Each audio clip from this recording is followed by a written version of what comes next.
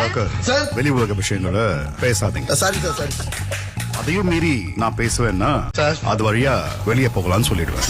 இன்னைக்கு big pass வீட்டுக்குள்ள திவாகர் மற்றும் பிரவீன் காந்தி உள்ள வந்திருக்காங்க.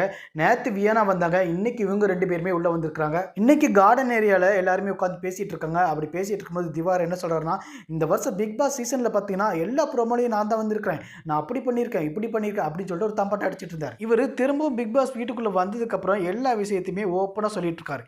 சொல்லப்போனா இவரெல்லாம் மக்கள்லாம் வெறுத்து போய் தான் வெளியவே அனுப்புனாங்க. ஆனா இவர் பண்ற வேலையெல்லாம் பாத்தீங்களா, இவர் வெளியில போனதுக்கு அப்புறமே என்ன சொல்லிட்டு இருந்தாருன்னா, பிக் பாஸ் பண்ணது தப்பு, விஜய் சேதுபதி பண்ணது தப்பு, என்னை வந்து வெளியே அனுப்பிட்டாங்க அப்படிங்கிற மாதிரிலாம் வந்து சொல்லிட்டு இருந்தார். இப்படி இவர் எல்லாத்தையுமே ஓப்பனா சொல்லிட்டு இருக்கும்போது அங்க உட்காந்துட்டு இருந்த வியனா கேட்குறாங்க, என்னென்ன நீங்கள் வந்து எல்லாத்தையுமே ஓப்பனாக சொல்லிட்டு இருக்கீங்க, என்னால் வந்து எதையுமே ஓப்பனாக சொல்ல முடியல, நீங்கள் மட்டும் எல்லாம் எப்படி இல்லை பேசுகிறீங்க அப்படின்னு கேட்குறாங்க. இதில் சொல்லப்போனால் வியனாவுமே பார்த்தீங்கன்னா இவ்வளோ நாள் கழித்து வந்ததுக்கப்புறம் வன்மத்தெல்லாம் கொட்டி தீர்த்திருக்காங்க அப்படிங்கிற மாதிரி சொல்லலாம்.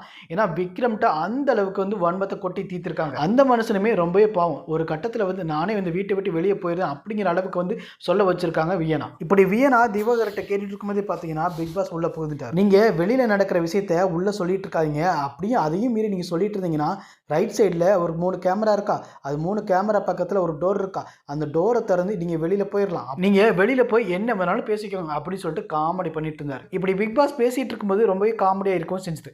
ஆனால் இது என்னதான் காமெடியாக இருந்தாலும் திவாகர் ரொம்பவே அசிங்கப்படுத்திட்டாரு பிக் பாஸ். இதுல இருந்து நல்லா தெரியுது திவாகர் வந்து இன்னும் திருந்தவே இல்லைன்னு சொல்லிட்டு.